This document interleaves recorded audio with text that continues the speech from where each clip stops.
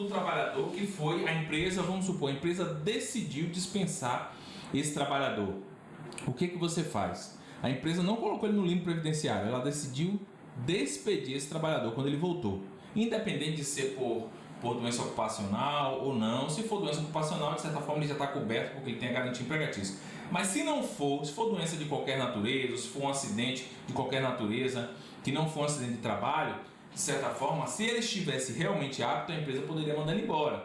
Mas é claro, tem que se analisar o seguinte, existe lá a súmula, deixa eu dar uma olhadinha, súmula 443 do TST, que vai falar lá sobre as questões de demissão discriminatória, tá? Aquela dispensa discriminatória que vai ter lá aquelas pessoas que têm HIV ou algum problema de saúde estigmatizante por uma questão de preconceito. Então esses trabalhadores ele tem direito à reintegração.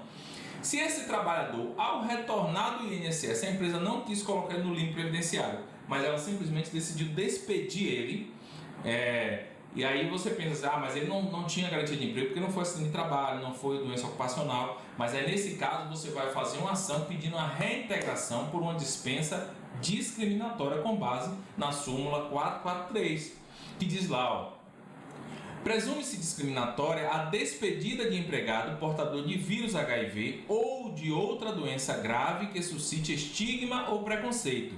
Inválido o ato, o empregado tem direito à reintegração. Então, por equiparação, você vai se utilizar desta súmula pedindo a reintegração desse trabalhador, independente de que, mas não é uma doença estigmatizante, mas ele foi o motivo da despedida dele, foi exatamente quando ele retornou que o empregador decidiu despedir ele. Então você vai pedir a reintegração dele e pedir também uma indenização por dano moral em virtude exatamente dessa dispensa discriminatória, porque o empregador achou que ele estava incapaz, que ele não podia trabalhar e simplesmente decidiu despedir, lançando esse trabalhador à própria sorte. Ou seja, se vire aí, daqui para frente, não tenho mais nada a ver com isso, esse é um problema tão somente seu com o INSS.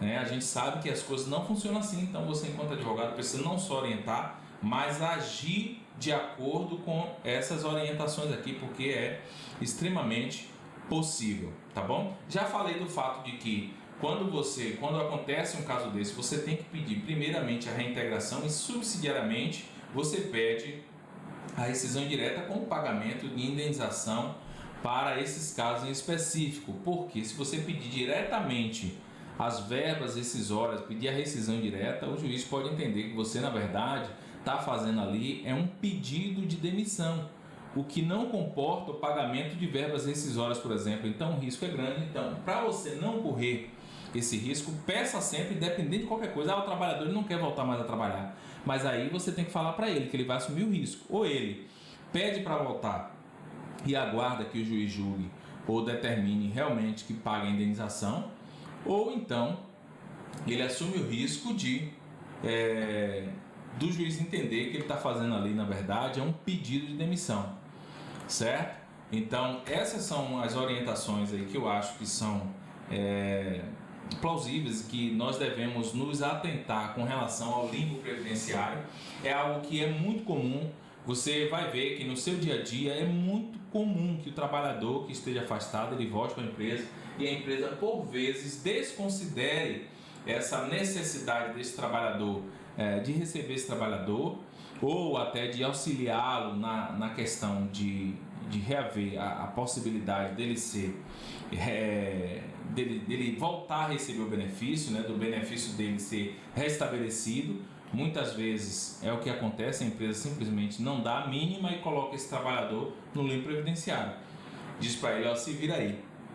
E nesse caso, há aí a possibilidade de você, enquanto advogado, atuar nas duas searas para poder trazer ali,